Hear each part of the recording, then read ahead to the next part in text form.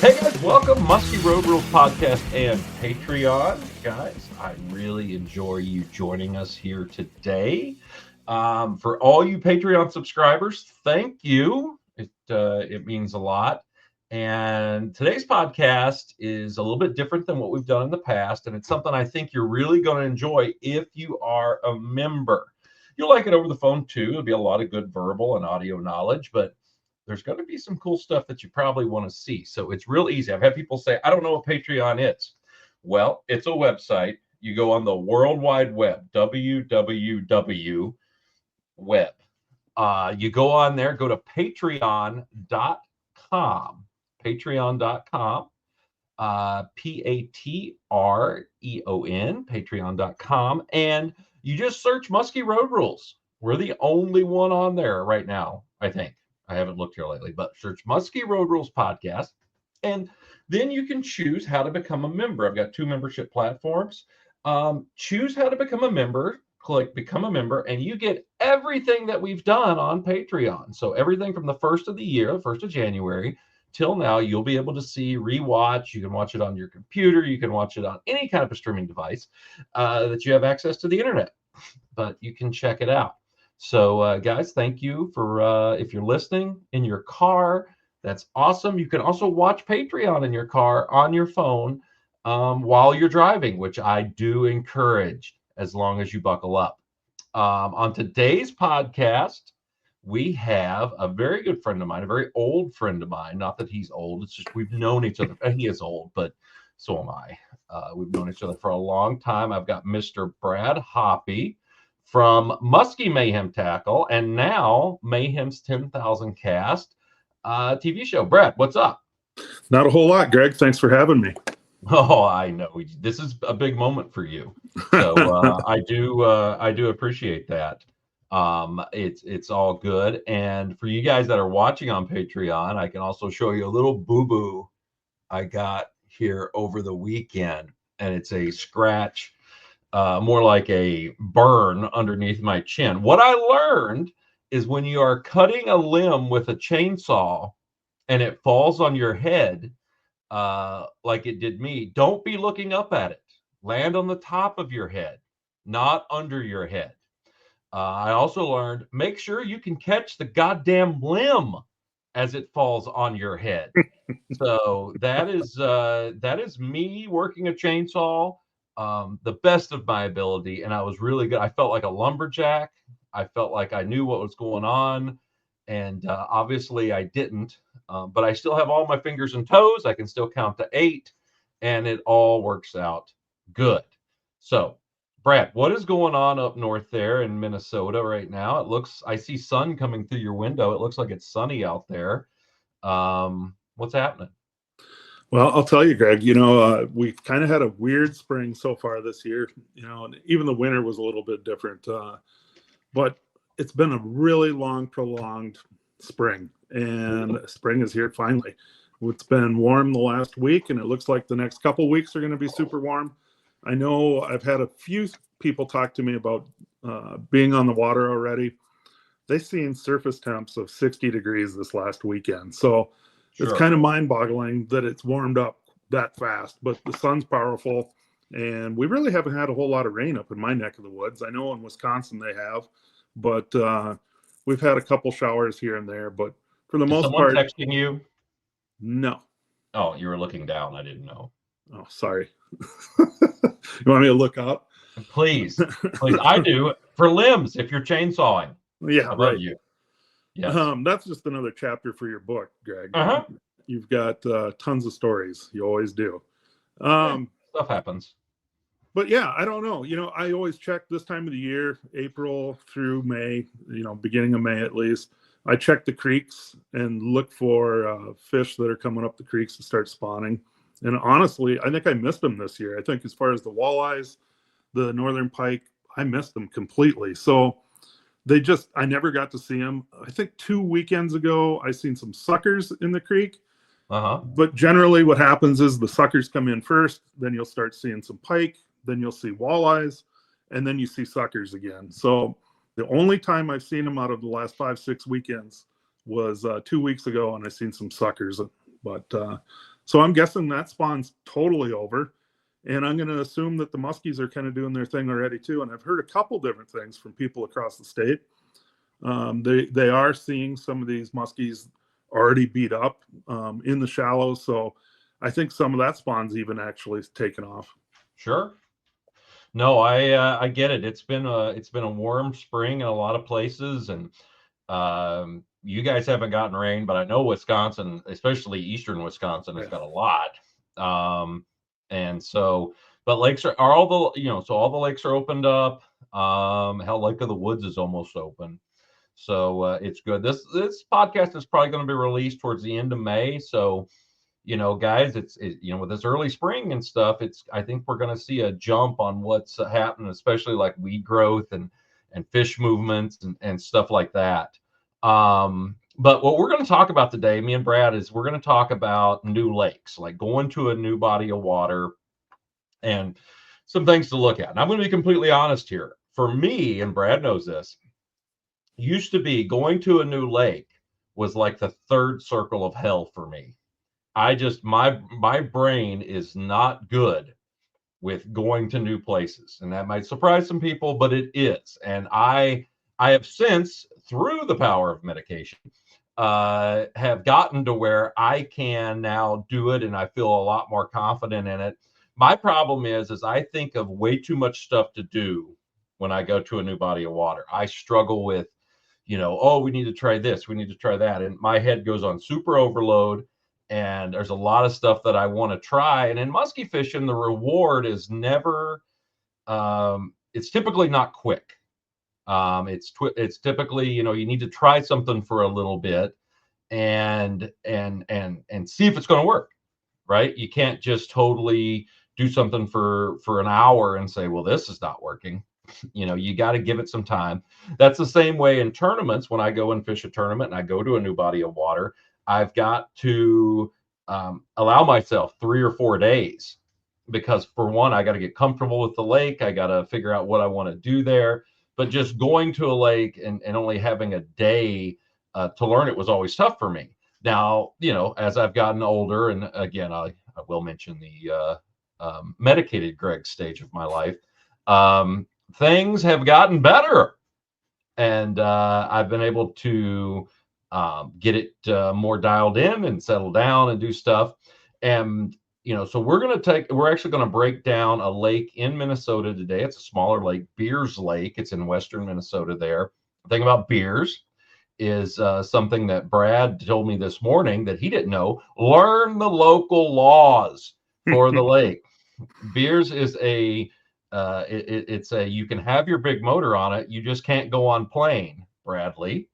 Apparently you learned, you didn't know that the first time you fished it. Well, it's kind of funny because I did show up there and I was running around the lake wide open. Nobody said anything. And the funny part is that there was park rangers at the access when I pulled off and when I was putting in. So nobody said a word, but so I didn't get caught. How's that? Hey, I love it. My rule of life is never ask permission, beg for forgiveness. That has been the rule I have lived by my entire life. So yeah, that's exactly right. So let's talk about here, before we get into beers, let's just talk about how to approach a new body of water, because in today's, in today's digital age where you have so much information out there, it's more than just a paper map, right? I mean, there's all kinds of things you can do. Brad, what are some of the things that you do when it comes to, going to a new body of water? So the first thing that you mentioned right there was a paper map, Greg, and I still, some of it's probably due to my age, but I still utilize paper maps. And the reason I do is because when you open up a paper map, you can place it out there and you can see the whole body of water in whole. I think it's really important to look at it that way.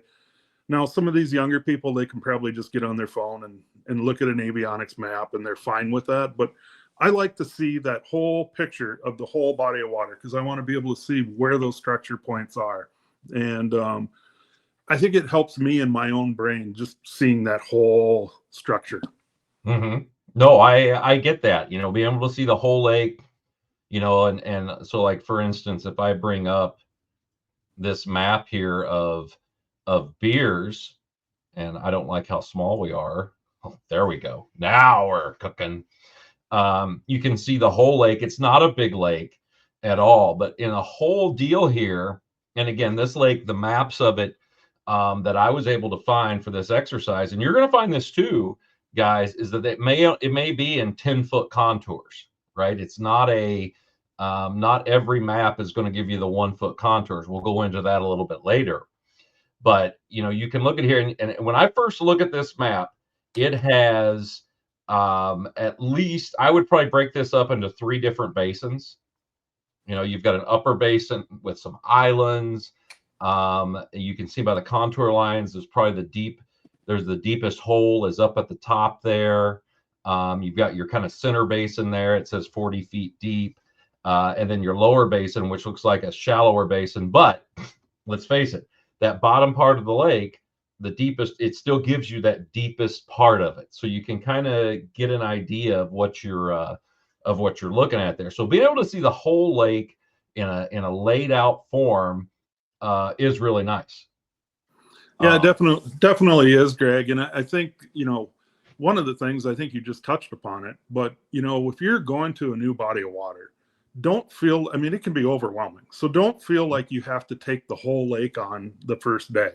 If you're planning on fishing it only one day, look for the most productive areas. And I would say that North Basin, you got the deeper water, you have a couple islands. It's going to allow you to fish kind of what the lake probably truly offers. Yeah, you want to look, so when you're going to a lake, let's say that's one thing you'd want to do, look for the biggest pieces of, a big piece of structure out there. Look for areas that have the most complex pieces of structure, more structure, stuff you can go to and be like, I know if there's a fish here at some point, maybe right now, it's using that. Don't try to just run around the whole lake. For instance, I go and we fish the PMTT on the Eagle River chain. The Eagle River chain, I think, is 14 lakes. And if I was to go and fish that whole chain in a day, it'd drive you crazy because you wouldn't be able to spend any time on any certain area. So when you get into a bigger piece of structure like that, or a bigger lake or a bigger body of water, break it up into pieces and try to, dissect the pieces of it rather than trying to eat. Who was it? Was it Mark Twain that said, don't eat the whole elephant? How do you eat a whole elephant? One piece at a time. So you didn't know I knew that, did you? That's pretty good, Greg. It is. Most people are Swifties. I'm a Twainer. I'm a Twainie. So it's, doing that is important. And then you had mentioned before we started recording, and it's something I do, but I wouldn't have thought of it, is the Google Earth. Yeah, for sure. That's kind of the next step, right? So we've looked at it on paper. We're now in the boat, and potentially maybe not even in the boat when it comes to Google Earth. But Google Earth is it's a tool that can be utilized really, really easily, and it sometimes allows you to see some of those weed beds that you might not be seeing on the map. It all depends on when that picture was taken, right? So if the picture was taken July, August timeframe, and it's somewhat calm on the water, you can actually identify a lot of weed beds right on Google Earth, which is a super, super cool tool. And it's definitely something that I usually rely upon. Mm-hmm. But, it's one of them deals where I think time on the water is probably the most essential part. But it's just another tool to be able to actually obtain more information. Sure. No, if you do that and being able to see and look and, just make sure it's not cloudy, because then you just see a lot of clouds. And that never helps. And then also another thing to use, if you're on the Great Lakes system or fishing somewhere near a Great Lakes system, sometimes the NOAA data will actually put satellite images out. And that's what when I was doing and fishing Lake St. Clair, I looked at that quite a bit at the watercolor, looking for dirtier water, and you'd see the green water and the blue water and brown water if it was muddy. and it would give you an idea of like, okay, where's the dirty water at today? Because in a system like Lake St. Clair, where you have current and it can change literally in 3 or 4 days, hell, in a day in some places, it gives you that little bit of extra knowledge when you go out there. You don't have to make this long run and get there and be like, oh God, this water's too clear. So that's a good thing to look at there. Is the Google Earth, NOAA data, any of that stuff really comes into play when you're doing that. And another thing too is I utilize some of the websites as well. Like I'm going to bring this up here and just kind of get a report on the lake. And what this will do, this is Minnesota Department of Natural Resources. Pretty much every lake is on this thing. Their website, and you can see there I looked at it at 116, and I don't need to charge my phone, so it did really well. But it gives you the lake size. This is Beers Lake. It's 317 acres. It's a small lake. Shoreline, it's got almost 7 miles of shoreline. The maximum depth 61 feet, and the clarity is 14 feet. So just little stuff like that you can see. If it said it was 2-foot visibility, then okay, this is pretty dirty water. It's probably, to me, when I see dirty water, I automatically think, okay, the weed lines are not going to be that deep out there. So you're going to have shallower structure, probably a decent shallow water bite with the weeds, because that's where most of your vegetation is going to be. Maximum depth, that's why when you go out there, you can say, okay, we're in 22 feet now. There's got to be some deeper water. Using using an overview of the map, you can kind of figure out with the contour lines. And for guys, when you're reading a contour map, I know this might seem a little basic for some of you, but I know some guys may not know it. But the closer the contour lines are, it means the steeper the break, and a lot of times the deeper the water that you're going to be running into. So I think that is something that's important too. You got anything to add there, Brad? I do. When you show the lake survey report, part of that survey report too is what other species of fish are in that system. And I do think that can be relative to what we're discussing as well, based upon, does it have ciscos? This particular body of water does not. So generally speaking, the way that it looks like the species that are listed on there right now, I'm going to say a lot of those fish are feeding shallower than versus deeper. So you're definitely going to want to start picking some of the structures based off of what the species are in that body of water. Yeah, don't be like me in Wisconsin the one time when I first started going up there, and somebody said, well, go fish Sand Lake. Okay, I didn't know there was 287 of them. And I went to the Sand Lake, and it's always important on this species deal to find the word musky or whatever you're fishing for, because the one I went to didn't have muskies. And subsequently, we did not catch one that day. But if you look here, it's showing that they do trap nets for the muskies, and they surveyed about 0.7 fish per acre, which I think that's pretty good. That's a pretty high population of fish. You're going to go to some lakes. I mean, what would Mille Lacs be? 0.000001. That's probably true. And netting surveys are always a goofy survey anyway, but nowadays they're utilizing more electroshocking and things like that. But even so, surveys are, with muskies anyway, I don't know that it's 100% on track. Yeah. I mean, it's definitely a little odd, but you can at least see, okay, what is in there and how they're getting them. So like here, it's got largemouth bass listed a couple of times, but you can see they got 118 per acre electro fishing, but they got a lot less in the standard trap nets. So there's different ways that they will get them, and so it's always important to look and see. It helps you identify. It pretty much helps you identify where the species are, and it also helps you identify what the main forage base is here. So you can see, like standard gill nets, they only got 0.3 largemouth bass.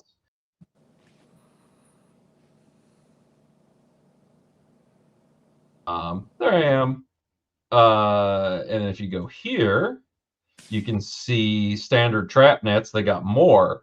And then when they put the juice to them, they started popping up like crazy. And to do the electrofishing, you've got to be in shallow water. You've got to be pretty much, a lot of that is running shorelines. So it tells you when they started running shorelines and zapping them, they really got into a bigger group of them. And some of this too, and the other thing, I know I'm throwing a lot of caveats out here, but the idea of it really helps. Some of it could come down to the time of the year that this survey is done. Are they doing it in the spring when there are fish just coming off bed and they haven't migrated out? But it does give you an idea. I mean, it definitely tells you can see there's a lot of bass in this system. There are a lot of perch and bluegill, but like you were saying, no Cisco's, no Tulaby. These fish are definitely, they probably are a little bit of open water, but a lot of these fish here are very structure oriented. Yeah, correct. I mean, and that's a big component, right? That's going to give you a little bit more knowledge on where to attack your fishing spots. If you go back to that map, Greg, one of the things that I noticed right away with this particular body of water, and this is something I was going to discuss a little bit later, but it looks, I mean, if you look at the blue, I'm going to guess that blue is 15 feet or less, I would say. Mm-hmm. And it's narrow.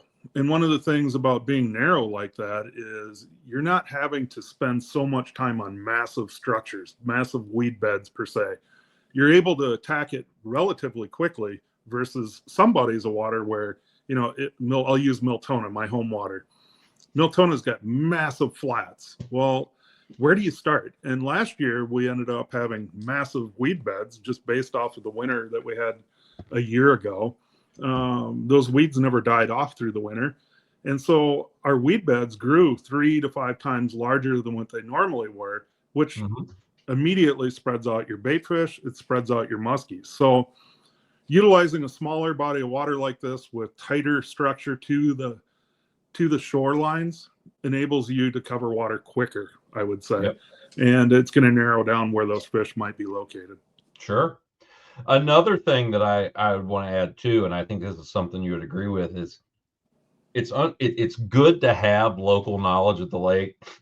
But as I've gotten older, talking to locals, I used to be a thing, go to the bait store, talk to some locals, see what it can actually hurt you, because you'll get an idea planted in your head. You always hear, well, those don't work here. That doesn't really work on this body of water. That's never really. You can't go into it like that. You got to go into what makes you feel confident, what you have confidence in, and what you think is going to work. And I think that is a big thing. You don't want to go in to a system where they say, oh, big baits do not work here. I go, well, yes, they do. Or this lake here is always you got to throw big stuff. There's big fish in here. You got to throw big stuff. Well, there's a lot of little variables that change that. Some of my biggest fish have came on the smallest baits, and and on systems that don't have a high trophy potential, sometimes a bigger bait is what they want. And I think that's something that a lot of people get wrapped up in their head, or the whole theory of fish don't eat live bait here, or fish don't eat baits that are trolled here. Well, none of that is true. It's just, you can't go into it with a closed mind. Yeah, what you're talking about too, Greg, can be a timely thing, right? I mean, if the guy that you're talking to only fishes the month of June versus August, you're going to have some different things happen that way too. So time on the water, as well as what time of the year it can be, is going to dictate some of that as well. But I agree with you 100%. It's so comical to me. And I've said this a few times on some of the other platforms that I spoke on.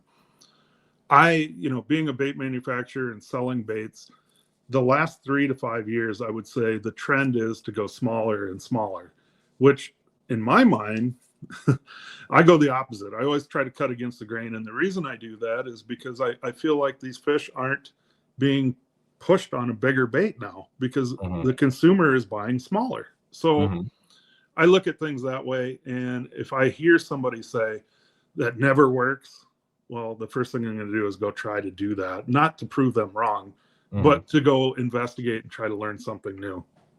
Yeah, and just like you said, if everybody's saying, "Oh, I only throw small stuff out here," blah blah blah, you got to break in and try some of the bigger stuff, because that's going to, those fish are just not seeing the other, they're not maybe seeing as much of the other stuff out there, or or this is a, I've heard down here, oh, it's a glide bait bite, it's a glide bait bite. Well, it might be, and there might be a reason for it, but I know there's another bite out there as well. Now, if you're fishing with three or four, three guys in the boat, sure, have one guy throw that bait. Why not? You're not going to hurt anything. But it allows you to throw a few more things that are just, that are different, and you might stumble onto something, right? I mean, that's kind of how this whole deal works. It's fishing, it's not catching. That's the whole deal of this. So learning and playing and doing some different stuff, baits that complement, it's a whole other podcast. And all. And see, this is why fishing new water drives me crazy, because I keep doing stuff. But I do enjoy it now. I no longer want to puke over the side of the boat. #medicine. It works out really well. So let's, the other thing too is something that, it's kind of where I got these screenshots is, your phone can actually have a lot of these maps on it. Right here. One of the things that I would say too, Greg, is that, if you think about it, the amount of technology that we have available today, you're showing it right there with a phone pick, and not only that, but with map cards, which I remember when the map cards first came out. And if you didn't have a map card in your boat, you were like breaking rods over the motor cowling. Yes. And #NoMedicine.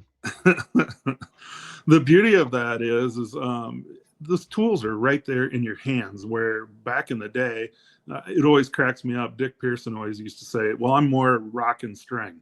That's how I'm going to check my depth. We don't have to do that anymore. Right? No. And so what if you don't have enough string? Yeah, right. So that can be an issue.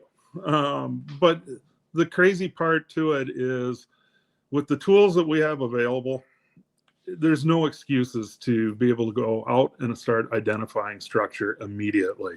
And the learning curve is just so much quicker in today's world, obviously. And I'm just pointing out the obvious, obviously. But yeah. Oh, nice.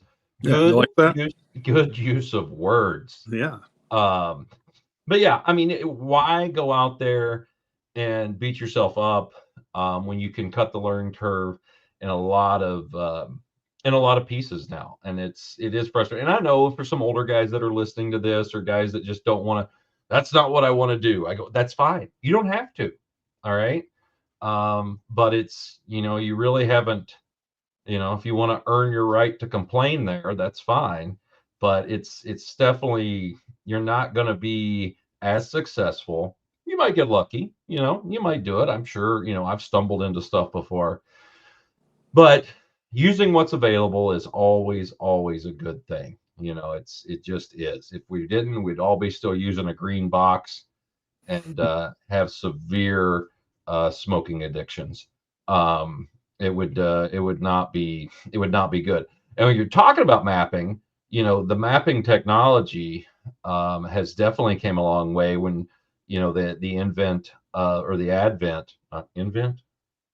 advent of auto charting, I think is a really big thing. And on the Humminbird series, we've got a little thing here where you can actually auto chart structure. And this is a structure that, it's on your map card, so it is marked out for you. But you can see here how you have actually auto charted this. Explain what's going on here, Brad. Well, that particular unit is one of my units, and that's a Garmin unit. So that's quick draw contours. Same thing as auto chart that Bird utilizes. I'm not sure what Lowrance calls their mapping system, but crap. Right. The beauty of it is this is a new body of water. We're looking at a mid-lake hump, and you know, you can see right there, those contour lines change a little bit as I'm quick draw contouring that lake. You are starting to see that all that green wasn't showing up, and the green is the shading. So I can take my maps and change the shading real quickly, and I can say from 10 foot to 20 foot, I want it to be green. I can say I want it red, whatever you might want to do.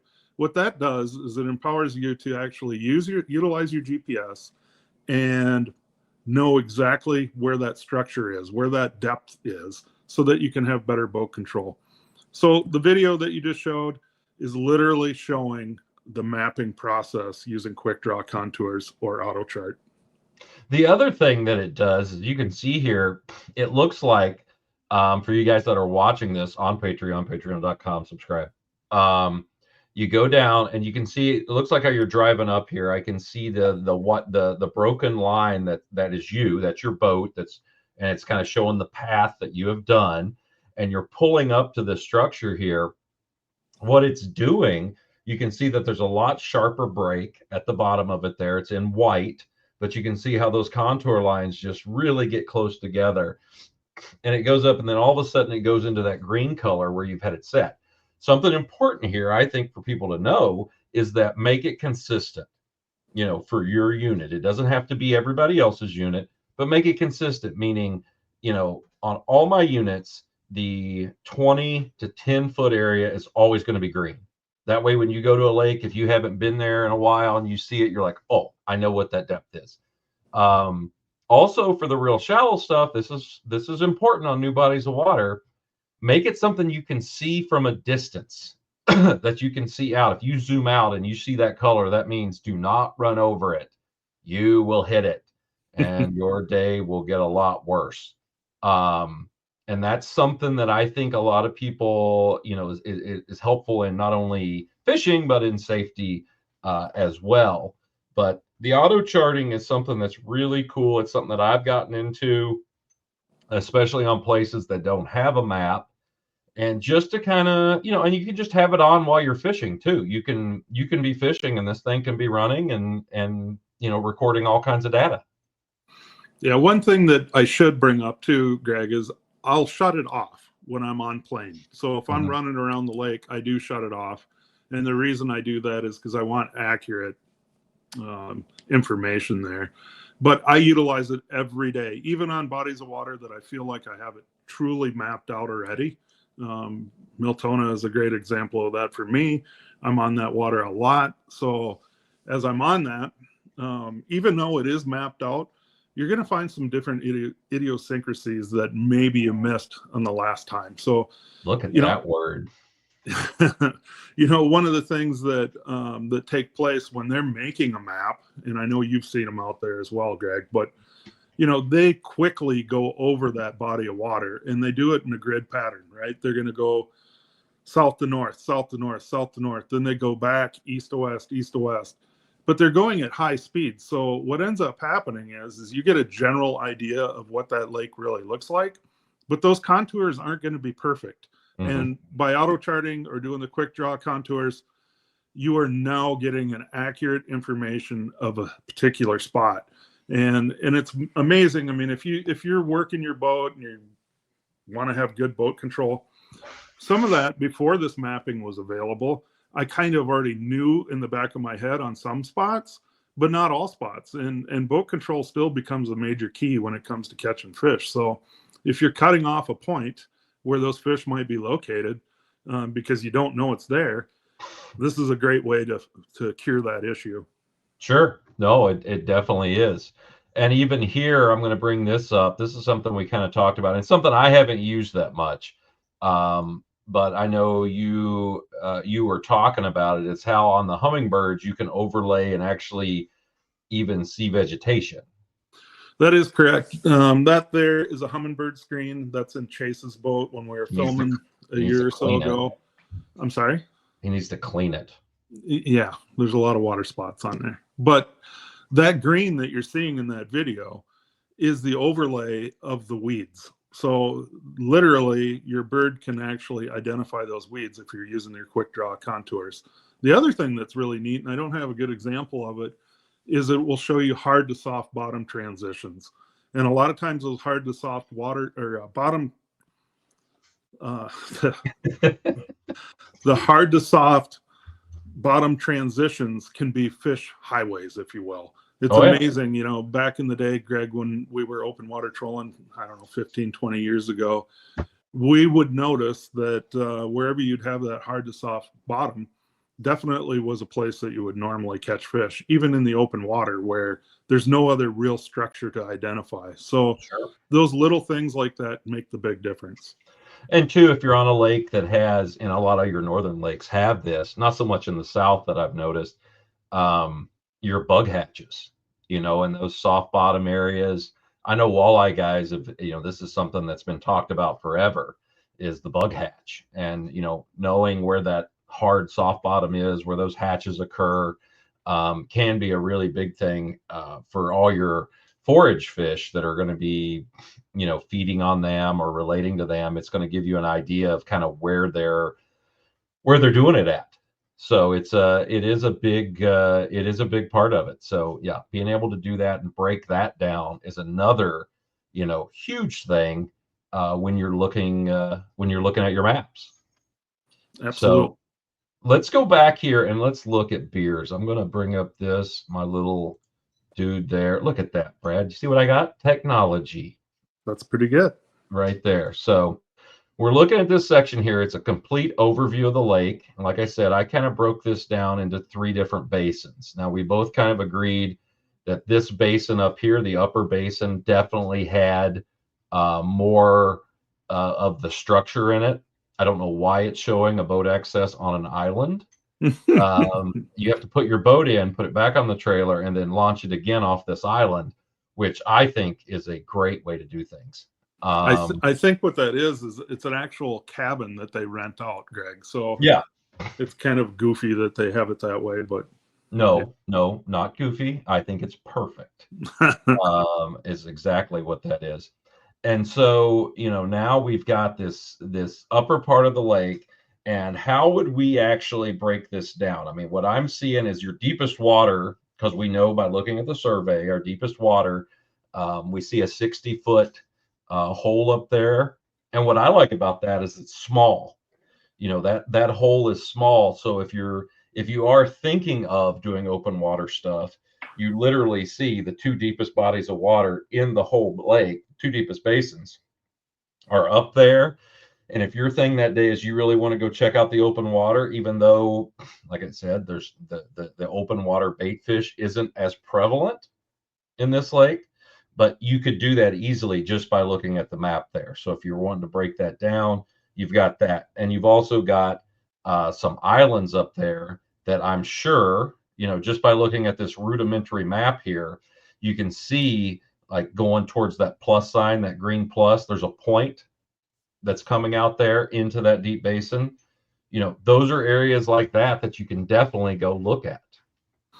Yeah, for sure, Greg. I think you touched on a couple different things. One, the deepest water in that whole particular body of water is right there. And then there's tons of structure located right next to it. I think I always want to find that area where there is deep water available, because I do really believe that these fish, I mean, most of these muskies, at least in Minnesota, spend a majority of their time in that deeper water. But it's narrow. It's a tight little piece here. I mean, you got the deep water, and then you have tons of structure right around it. That's what makes this spot so good. Mm-hmm.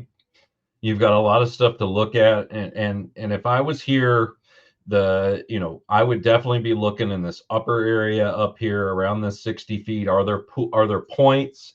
And kind of like you had mentioned about like looking for steeper breaks, where you don't have to like search through a whole long, a massive amount of weeds or rocks or whatever the predominant structure is. Yeah, for sure. I mean, first of all, islands, generally, the first thing that comes to my mind, you're either going to find some rocks, you're going to find some weeds, and in a lot of cases, depending on where you are in the country, you might even find some timber as well. So those are all key points to different structures that you want to locate. And again, they're adjacent to the deep water. So the first thing I would do is I would get in there and get on one of those break lines. And you mentioned points, but the other one is inside turns as well. So if you have a really tight inside turn, a lot of times that's the perfect area for a muskie to have a plan of attack there for bait fish. So I would start by just cruising. And literally what I mean is I might not even be casting, but I'm going to utilize my side imaging or even my down imaging, and I'm going to start looking for weed lines. And keep in mind, you can visually see some of that depending on the time of the year as well. So sometimes I'll put somebody on the bow of the boat and just have them looking as I'm driving. And while I'm driving, I'm going to be doing my quick draw contours. So now I'm starting to map things out. And you're utilizing your time the best by just cruising around looking. And if it makes you feel better so that you're still fishing, you can throw some baits out, do some short line trolling or something like that. But ultimately, if you spend the time looking and trying to find these pieces of structure, it's only going to benefit you when it comes down to the fishing time. Yeah, and the other thing that you can do too, that I do a lot, is as I'm idling around and looking, is I'm starting to lay a few waypoints down as well. If I see bait in a certain area, I'll throw a waypoint down. If I'm on the side scan and say I come up to one of these points and I see it does have weeds on it with a side scan, I'll quick put a triangle down of waypoints just to kind of say, okay, this is kind of how this thing lays. And that way, when I go to fish it, I'll be like, oh, okay, so I got to start turning out here a little bit. To me, that's huge. Or if I'm going down a weed line and I see an inside turn or a big indention into that weed line, I'll be like, oh, I'll put another triangle, going the other way, saying, hey, there's a turn here, there's a cup in these weeds. So, and I'm just quickly doing it. I mean, this is not something I'm spending a ton of time on, but as I'm driving around and kind of breaking it down, I'm going to lay out what I think are a few good areas for when I do start fishing. This is where I'm going to start, especially if I have a place that has this much structure in it, because I do think this is where a majority of maybe not a majority, but I think, I feel comfortable of contacting a fish. Yeah, I would agree with that. One of the things that you said is waypoints, and I agree 100% when it comes to waypoints, Greg. They're free. You can drop them. You can always go back and delete them later, but it's a great reference point because when you're taking on a new body of water, you're trying to digest a lot. And so by utilizing your waypoints, you don't have to try to remember, where was that? Well, I was by that tree, blah, blah, blah. No, just drop a waypoint, be done with it. And at the end of the day, if you have to, delete them. Yep. And that's the thing. So if we move down into the center basin here, you can see it's more of the center of the lake here in the center basin is not as juicy with structure. It has a bigger section of what I would call open water. Not quite as deep, but there is a bigger section here of open water. Now going into this open water, there are some points up in the top there. You can see that small point that's coming out.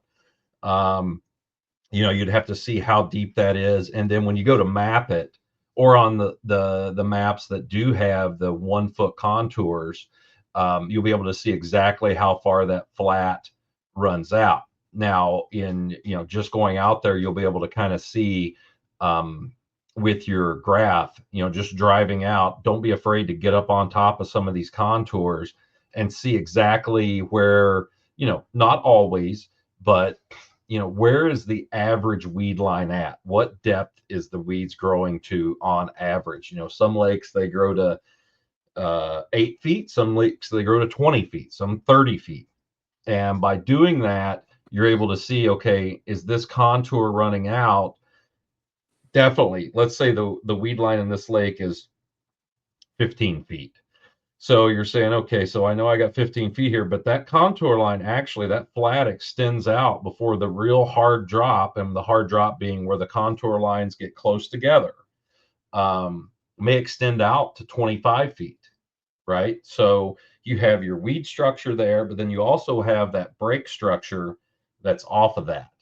And for me, there's times that, I can't get the fish to go in the weeds, but if I just move out a little bit and actually fish the break, you typically don't see as many fish. You rarely get, for me, I don't get as many follows out there. You just get bites.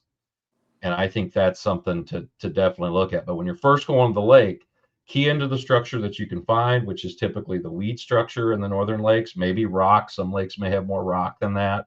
But make sure you don't forget about that secondary structure out there. Yeah, I think if I was going to fish this particular basin, the first thing that I would do is go to the inside turn just west of that middle of that point there. Mm-hmm. I'd go around that point and I'd cut across. And if you notice on the far east side there, how mm-hmm. tight that goes, that's a really steep break going right to the shoreline. Mm-hmm. And that's something that I would look for too. It's going to narrow down your approach to finding fish. Yep, just by doing little stuff like that. And let's break down here. Let's go to the third basin here, which is the shallowest. And especially, I would think in the spring that these bays down here, these have got to be spawning areas, I would assume. These bigger spawning areas. And when it comes to musky season, when it first gets started, I wouldn't be surprised if that little 20-foot hole right there and the edges of it and some of the structure reloaded around it is not where these fish stop the first time when they get done spawning. Yeah, for sure. I mean, again, that goes back to seasonal time frame, right? So mm-hmm. if you are getting there, say that second week of June, definitely something to consider. You want to be close to that spawning ground and where they're going to first stop. So definitely agree with that. And some of those fish might even go further back into some of those pockets. It's going to depend on bait too. I mean, bait can be a big, huge portion to this whole concept as well. So if you're seeing bait shallower, guess what? Probably start looking shallower. The muskies are always shortly behind. Yeah. Inside weed lines, all that stuff it can be really important.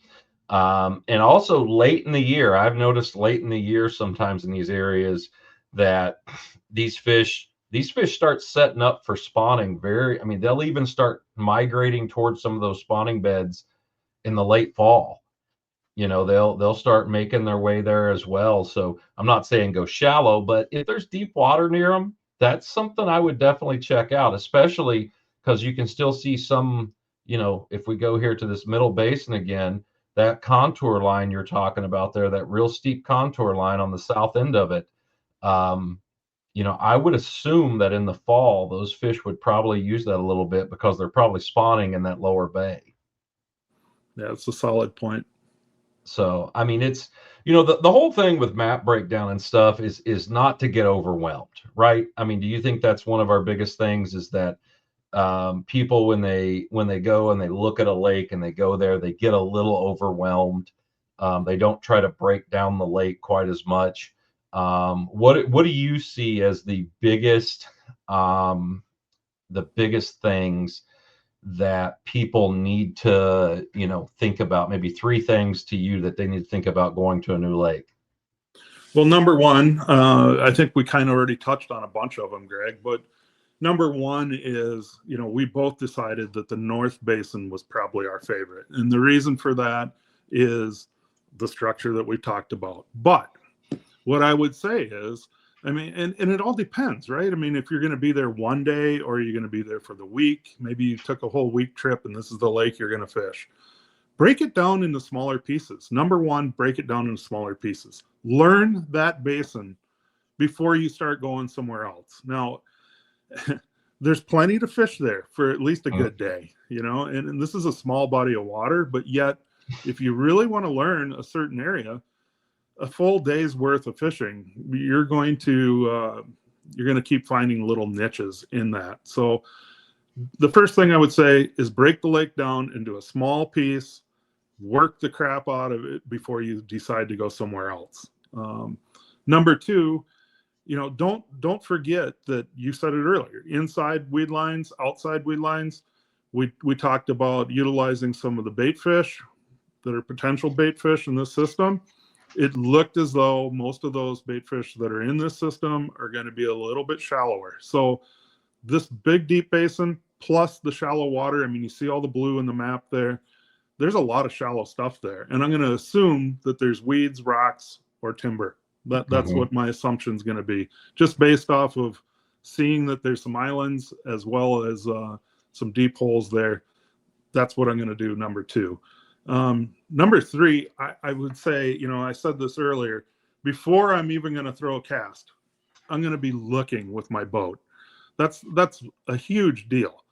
Cruise around, have somebody on the bow watching visually as you're cruising at 3 to 4 miles an hour. Start mapping and break it down in that fashion. But if you just did that north basin or that north portion of that lake, that's 8 to 12 hours of fishing right there. And more than likely in that 8 to 10, 12 hours, whatever it might be, you're going to locate some fish. And the other part to this too is, I like to talk about efficiency. So when you're going to start fishing, maybe you made the cruise, you went through back around all those islands and you've checked it out pretty good. And you feel comfortable with, all right, my weed line's somewhere around 15 foot in this particular body of water. Position your boat so that you're close to that weed line, but stay off of it. And you're going to crash on top. It's brand new to you, but utilize your electronics so that you can keep your boat positioned properly. But now let's talk about efficiency and how you're going to fish that. And the 2 things that I would say that are really key is being efficient in a boat is both bucktails and topwaters. Now, I'm not going to say that you're going to catch on those particular baits, but what it will do is if there's a fish in that area, that fish is more than likely going to show itself.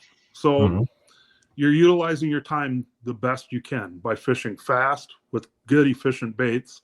And then you can always go back to those fish. And again, utilize some waypoints. You locate a fish, put a little waypoint down and remember that it's there. Keep fishing and then go back to that at a particular time. Yeah, no, I remember watching an olden fisherman thing back when I was younger. And I think it was Dan Sura and Stangy, maybe. We're out there and like, we're going to go learn this new body of water. And one guy's throwing a buzz bait. The other guy's throwing a jig. I'm like, why are you doing that? Because you could not be further from 2 ends of the spectrum on how to cover structure. So I agree with you there. You can always, if you see a fish, then, go back through it with a slower bait. If you're not, let's say you see one and go back with soft plastic or go back with a jerk bait or a twitch bait or something like that and slow down. But right now you're just in the learn mode and you're trying to cover some water and see what happens. And who knows, you might stumble onto a great bite. And don't get, and when it comes to like colors, don't get so tied up into colors. Get good standard, something you feel comfortable with. You don't know the idiosyncrasies of the lake. I use that word too, Brad. You don't know like, this lake purple gold is always good. That's not the time to do with it. Just go through there with something you have confidence in. Look at the watercolor. If you like, in clear water, you can almost never go wrong with black and silver. You don't have to go and try, a bunch of different colors. Just you're in the process of moving baits and just seeing if you can move a fish fast. Yeah, speed is one of those things that will trigger at least a fish to move too, Greg. So you might not get the fish to eat, but if you're at least coming in contact with them, you're going to start putting together a plan of attack. It's kind of mind-boggling, but honestly, if I was going to break this down, I personally am not going to, don't get me wrong, I want to catch fish.